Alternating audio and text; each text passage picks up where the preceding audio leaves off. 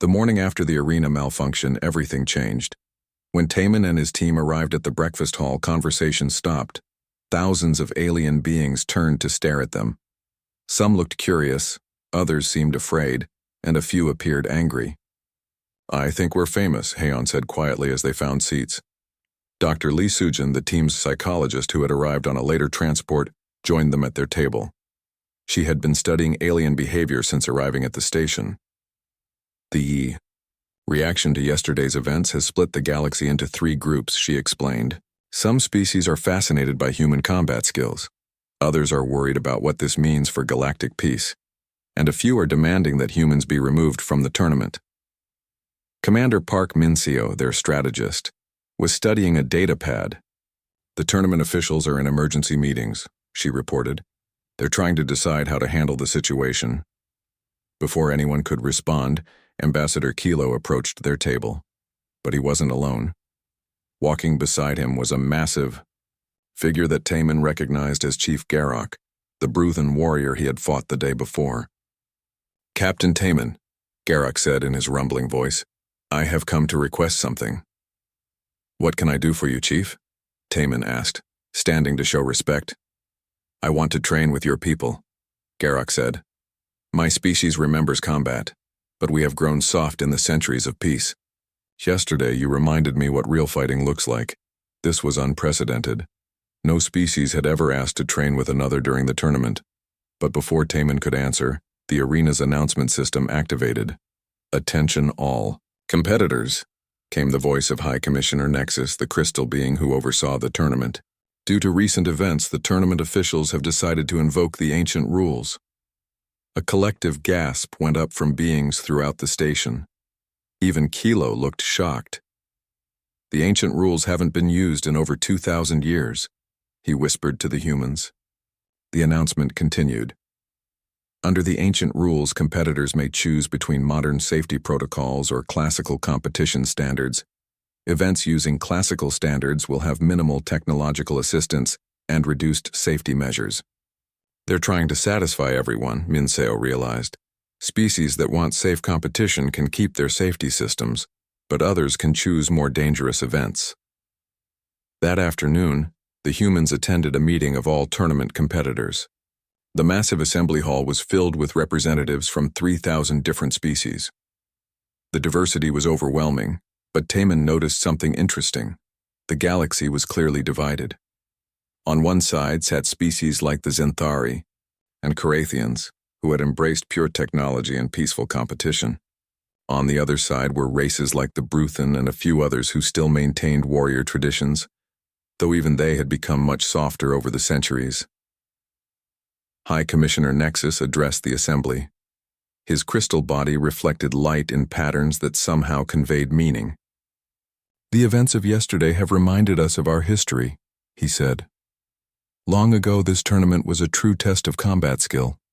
Over time, we chose to make it safer and more civilized, but perhaps we lost something important in the process." A representative from the Zenthari stood up. "High Commissioner, we chose civilization over barbarism for good reasons. The humans have shown us why violence should remain in the past." But Chief Garrock also stood. "The humans have shown us that we have forgotten how to face real challenges," he countered. "When the arena failed yesterday, most of our species panicked. Only the humans and my people knew what to do." The debate continued for hours. Some species argued that the tournament should return to its peaceful, technological format. Others demanded that humans be banned entirely. But a growing number began expressing interest in the ancient rules. Finally, High Commissioner Nexus announced the decision. Any team may choose to compete under ancient rules for any event. These competitions will have minimal safety protocols and will test true combat ability. Teams competing under ancient rules will compete for separate championships with enhanced rewards. As the assembly broke up, something unexpected happened. Representatives from dozens of species approached the human team. Most wanted to know more about human combat techniques. Some asked about training opportunities. A few even requested military exchange programs with Earth, but not everyone was pleased. As the humans were leaving the hall, they were confronted by a group of Zenthari representatives. "You have disrupted thousands of years of peaceful tradition," one of them said, his energy field crackling with anger. "Your primitive violence has no place in civilized society." Before Taman could respond, Chief Garrock stepped between them. "The humans have done nothing wrong," he growled. "They have simply reminded us of skills we have forgotten. If you fear their abilities, perhaps you should learn from them instead of complaining." The confrontation ended without violence, but it was clear that the humans had made enemies as well as friends. Over the next week, the tournament transformed. Traditional events continued with full safety protocols for species that preferred them. But new events were created under the ancient rules, and these drew massive audiences. The humans dominated every ancient rules event they entered. In the Tactical Combat Challenge, they defeated teams of technologically superior species, using nothing but strategy and teamwork. In the Survival Trial, they thrived in environments that left other competitors struggling. But what really impressed the galaxy was how the humans adapted. When faced with alien weapons they had never seen before, they quickly figured out how to use them effectively. When fighting in zero gravity or underwater, they modified their techniques instead of relying on technology to compensate. Master Sergeant O Dongwook, a veteran of multiple Earth conflicts, joined the team for the advanced combat events. His experience in asymmetric warfare proved invaluable when facing technologically superior opponents. "The key is not to fight them on their terms," he explained to younger team members. "Find what they're not good at, then force them to compete in that area." This philosophy worked perfectly. When fighting species with advanced ranged weapons, the humans closed to melee range. When facing opponents with superior technology, they used terrain and tactics that made technology less important. But the humans weren't just winning, they were teaching. Garrock and several other Bruthan warriors had been training with them, relearning combat skills their people had lost. Even some Zenthari had begun quietly asking about human training methods. The galaxy was changing. For the first time in centuries, beings were questioning whether complete reliance on technology was the best path. Species that had forgotten the value of physical training and tactical thinking were beginning to remember. As the final events approached, it became clear that something historic was happening. The humans weren't just competing in the tournament, they were changing it forever. But the biggest challenges were still ahead.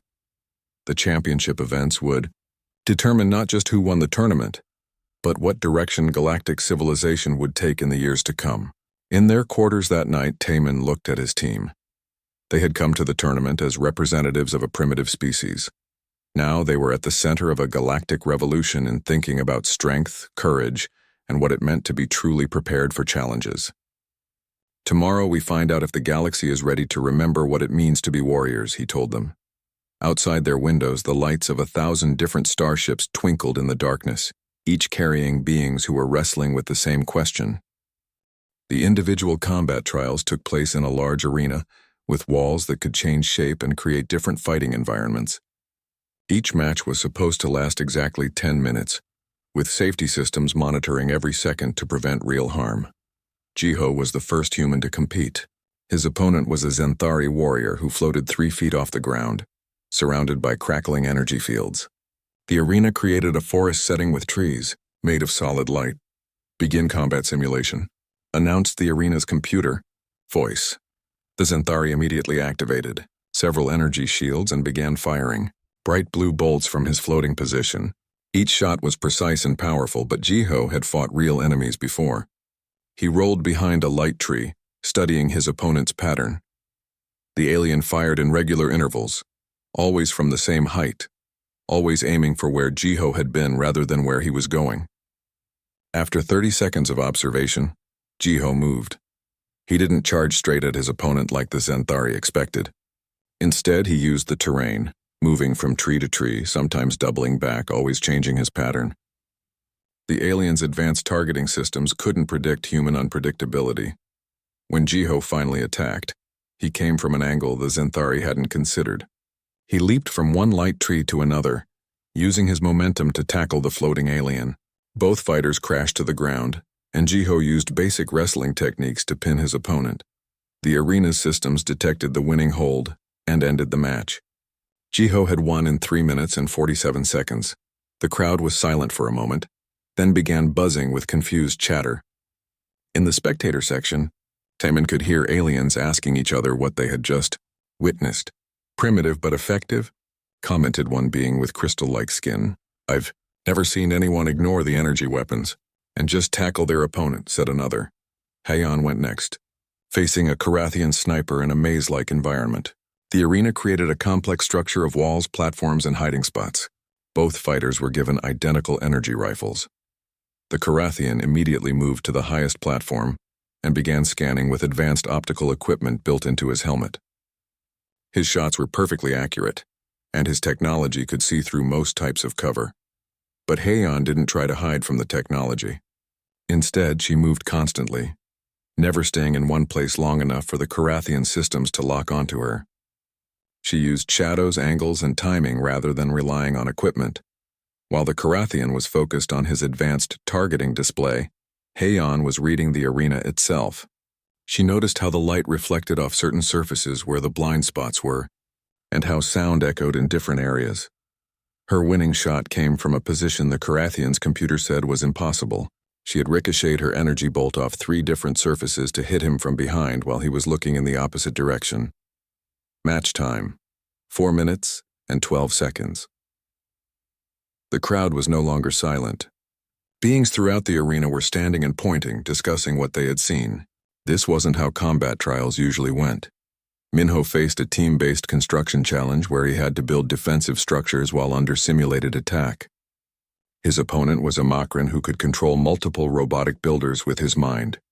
The Makran immediately began creating an elaborate fortress with perfect geometric designs.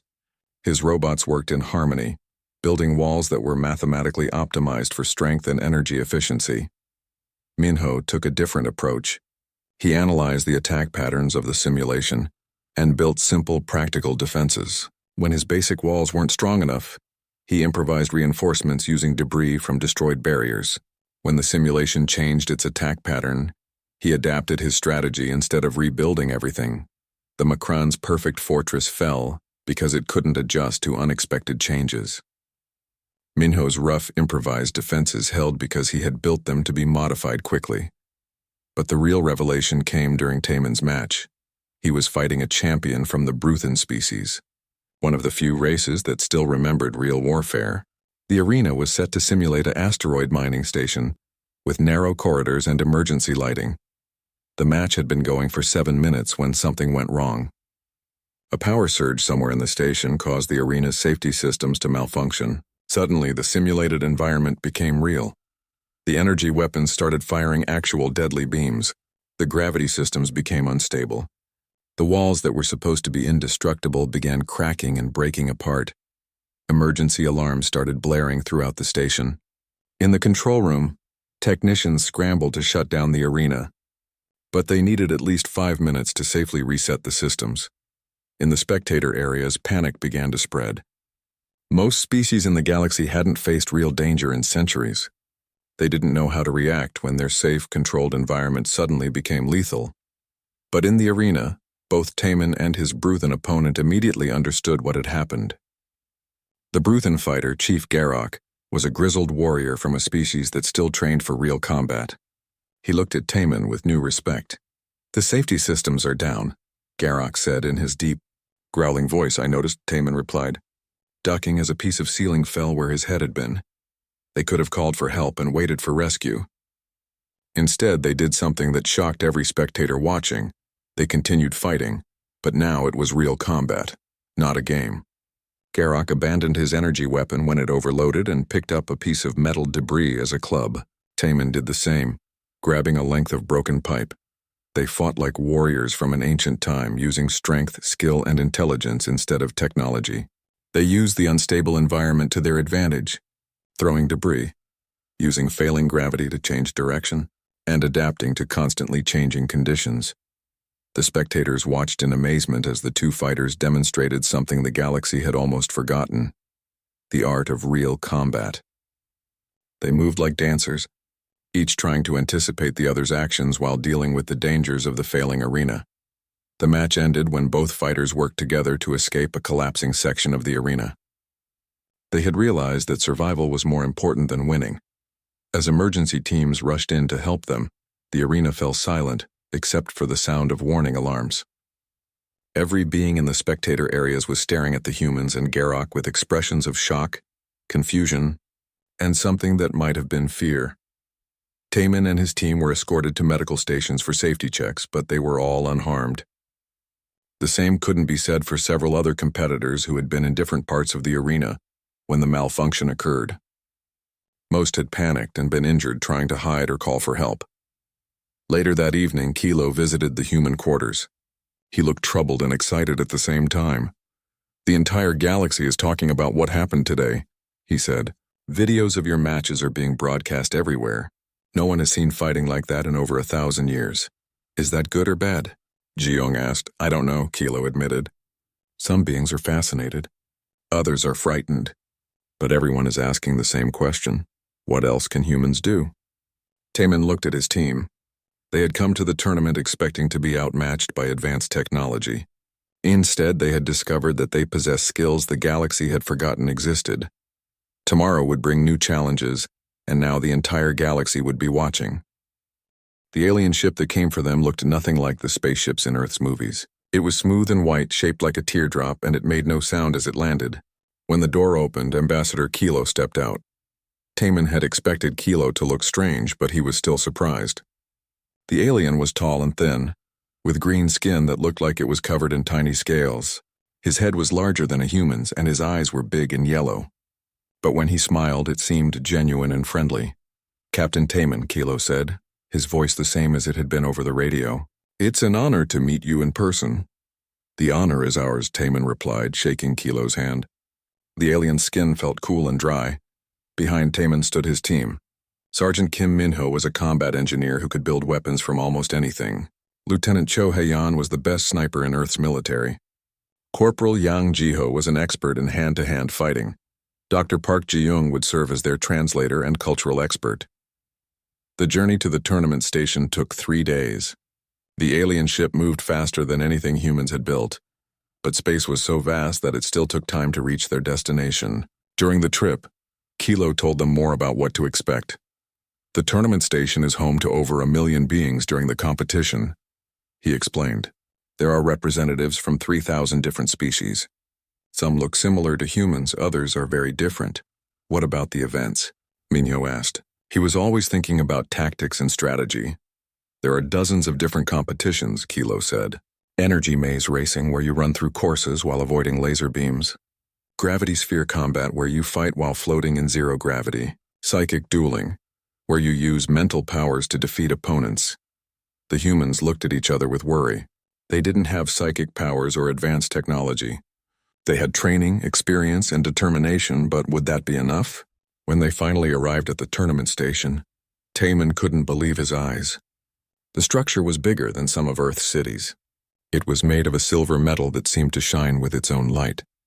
Hundreds of different ships were docked around it, each one unique and strange. Inside the station, the diversity was overwhelming.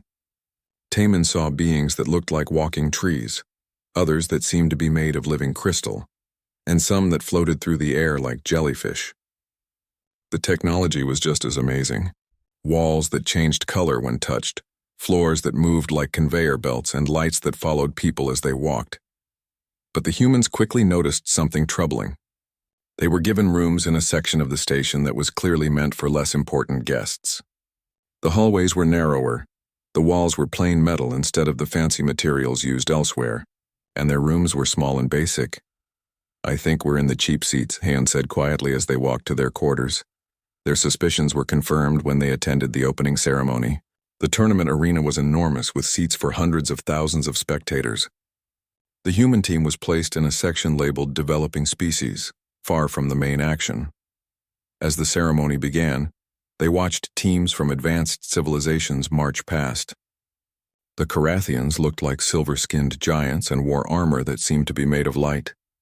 The Zenthari were floating beings surrounded by glowing energy fields. The Makran team moved in perfect synchronization, as if they shared one mind. When it was time for the humans to be introduced, The announcer's voice was polite but dismissive. From the small planet Earth in the outer rim, we welcome humanity to their first galactic tournament. Let us hope they learn much from this experience. The crowd's reaction was mixed. Some beings seemed curious about the new species, but many barely looked in their direction. Taman could tell that most of the galaxy saw humans as an interesting novelty, not serious competitors. Over the next few days, the humans observed the early events. What they saw surprised them in ways they hadn't expected. The competitions were incredibly advanced, but they were also surprisingly safe and controlled. In the energy maze racing, competitors wore suits that protected them from the laser beams. If they got hit, the suit would glow and slow them down, but no one was actually hurt. The gravity sphere combat used weapons that created bright flashes and loud noises, but didn't cause real damage. It's like watching a video game, Jiho said after they watched several events. Everything looks dangerous, but no one ever gets actually injured. Ji-young had been talking to other species and learning about galactic culture. From what I can understand, most of these civilizations have been peaceful for thousands of years, she explained. They've forgotten what real combat looks like. This became clear when they watched the Weapons Mastery event. Competitors used energy rifles that fired beams of light. When hit, a target would change color and play a musical note. The goal was to hit targets in the right order to create a song. That's not weapons mastery, Minho said. That's target practice with fancy toys. The human team began to understand that they were in a very different situation than they had expected. The galaxy's idea of competition had evolved far beyond anything that Earth would recognize as sport or combat. But the humans also noticed something else. When technical problems occurred, many of the advanced species struggled to adapt. During one event, a gravity field malfunctioned, and several competitors panicked when they couldn't rely on their usual equipment. They're used to everything working perfectly, Taman observed. When something goes wrong, they don't know how to adjust. This gave him an idea. Maybe humans were at a disadvantage with technology, but they had something the galaxy had forgotten, the ability to think and fight when things didn't go according to plan. As their first event approached, Taman gathered his team. I know we don't have their fancy weapons or powers, he said, but we have something they don't. We know how to fight when everything goes wrong. We know how to win when we're outgunned and outnumbered. The team nodded. They had all been in situations where perfect plans fell apart, and they had to rely on their training and instincts. Let them underestimate us, Heian said with a small smile. It won't be the first time. Their first event was scheduled for the next day, individual combat trials. According to the rules, each team member would face an opponent from another species in a controlled fighting arena. The weapons were energy-based, and safety systems would prevent serious injury. As they prepared their equipment, other species watched them with curiosity and amusement. The humans' gear looked primitive compared to the glowing, floating, and shape-shifting technology around them, but Taman felt confident. These aliens had spent centuries making war safe and comfortable.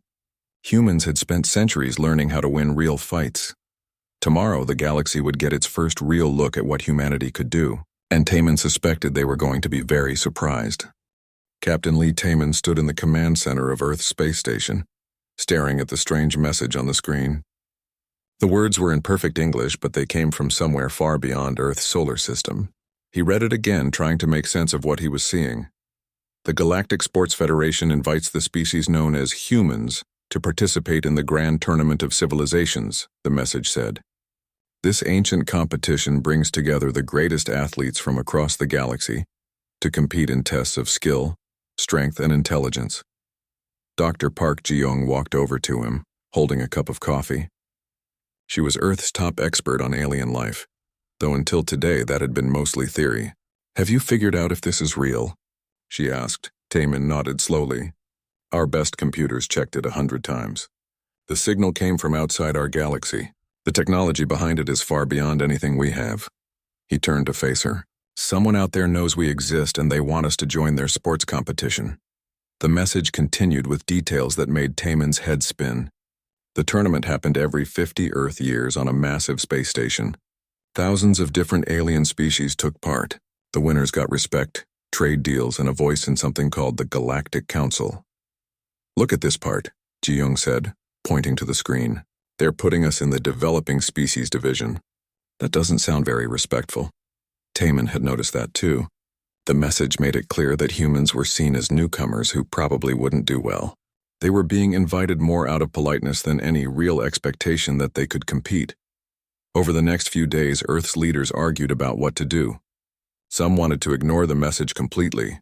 Others thought it was too dangerous to get involved with aliens they knew nothing about. But a few, including Taman, saw it as the chance of a lifetime. "We need to go," Taman told the emergency meeting of world leaders. "Even if we lose every event, we learn about what's out there. We make contact with other civilizations. We show them that humans are not afraid." The president of the Global Alliance looked worried. "But Captain, what if this is some kind of trap? What if they want to study us or capture us?" Taman had thought about that. If they wanted to hurt us, they wouldn't need to trick us.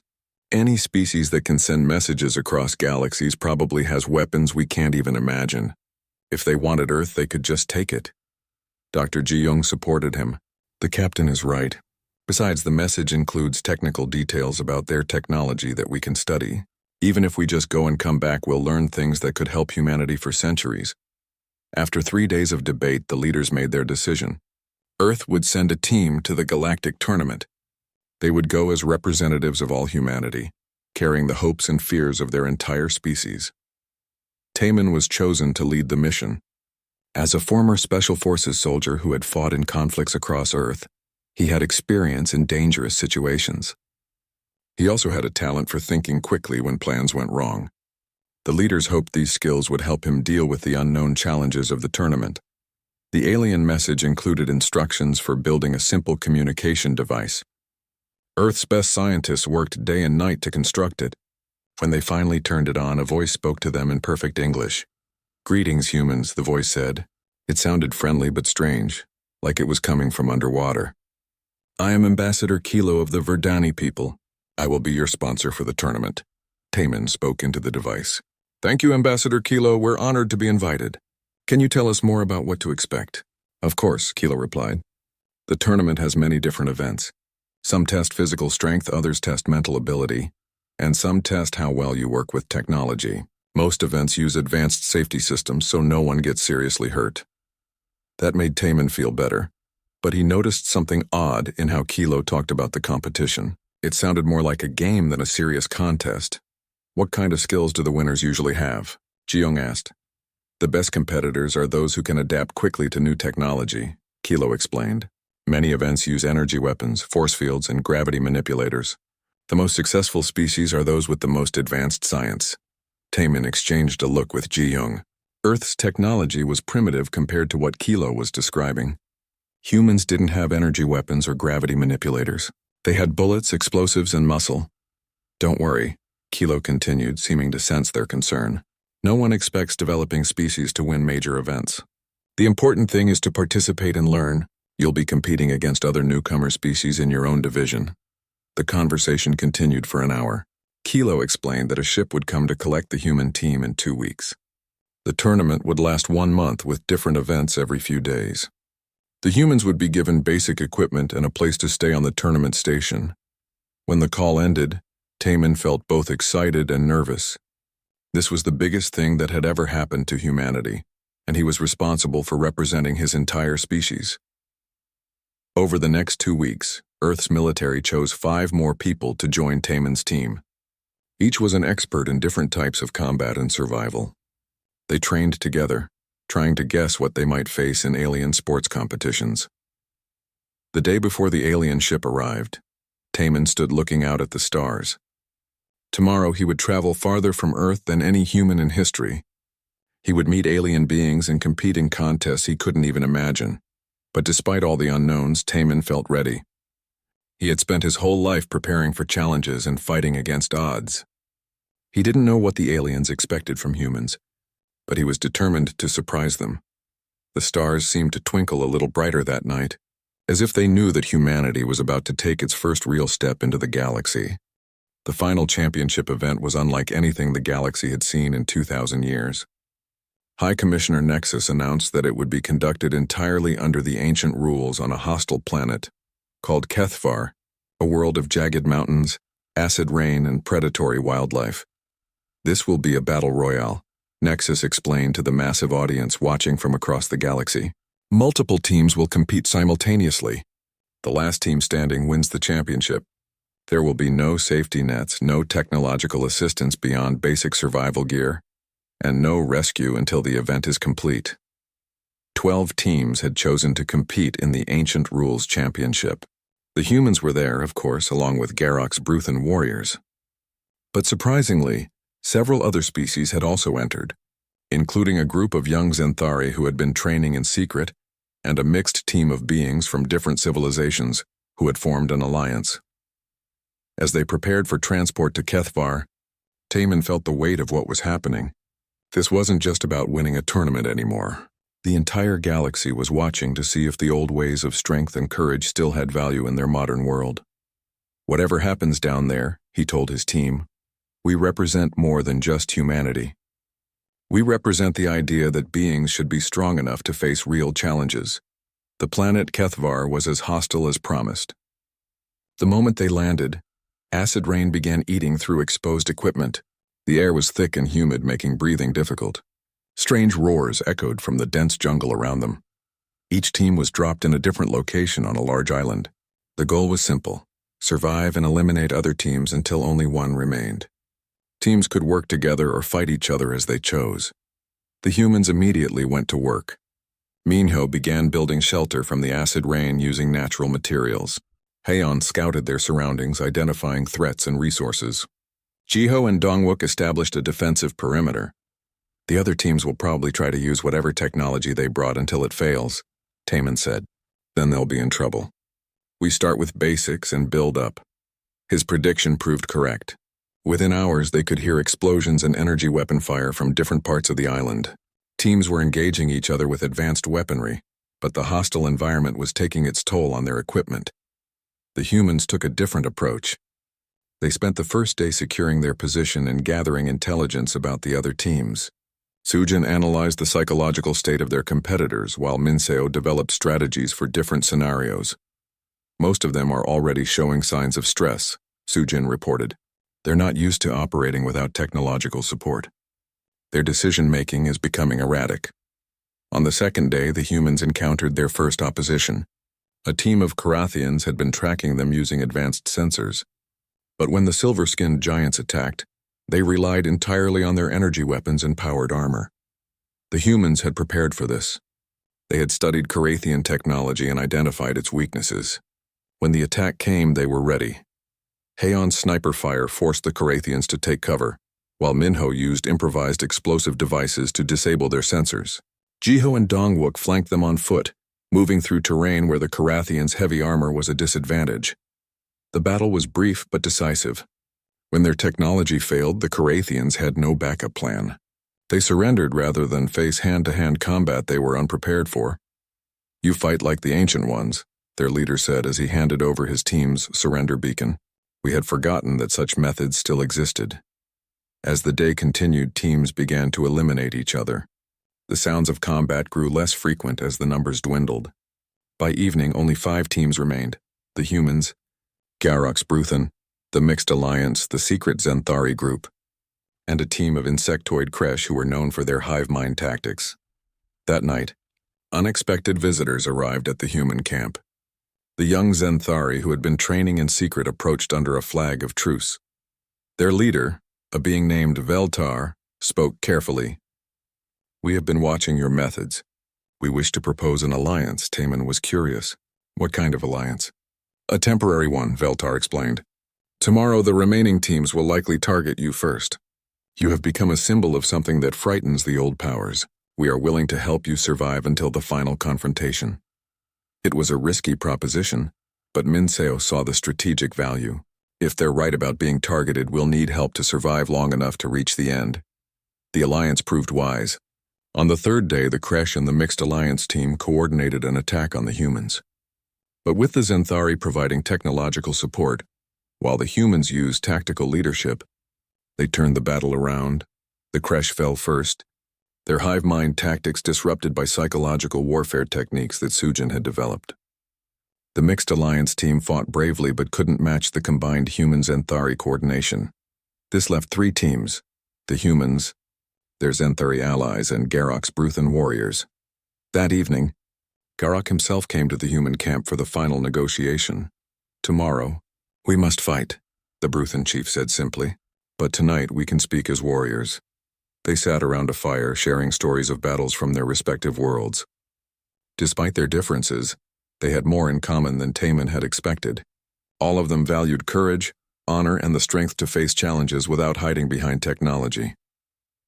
"Whatever happens tomorrow," Garak said, "this tournament has already changed the galaxy.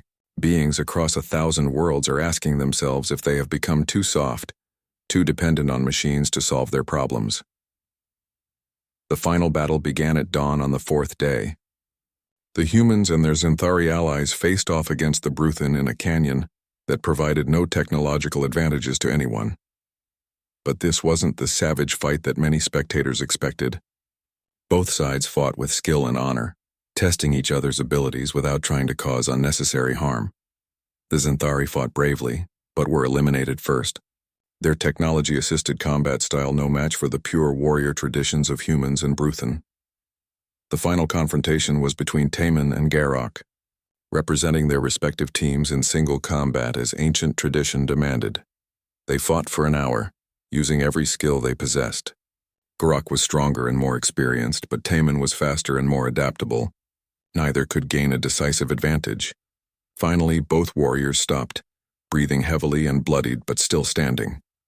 "We could fight until one of us cannot continue," Garak said. "But what would that prove? We are both warriors. We have both already won." Taman nodded. "The galaxy wanted to see if the ancient ways still had value. I think we've shown them the answer." They declared the match a draw, something that had never happened in tournament history. Both teams shared the championship, but more importantly, they had demonstrated something the galaxy desperately needed to remember. The response across the galaxy was immediate and massive. Peaceful species began establishing military training programs. Technological civilizations started teaching their young basic survival skills. Even the most advanced beings began questioning whether they had sacrificed too much in pursuit of comfortable safety. At the closing ceremony, High Commissioner Nexus made an announcement that would reshape galactic civilization. "This tournament has reminded us of an important truth," he said to the assembled beings. "Technology is a tool, but courage, skill, and determination are the foundations of true strength. From this day forward, the Galactic Council will establish new requirements for all member species to maintain basic combat readiness." As the humans prepared to return to Earth, they were no longer seen as primitive newcomers. They were respected as teachers who had reminded the galaxy of forgotten virtues. Ambassador Kilo approached Taman one final time.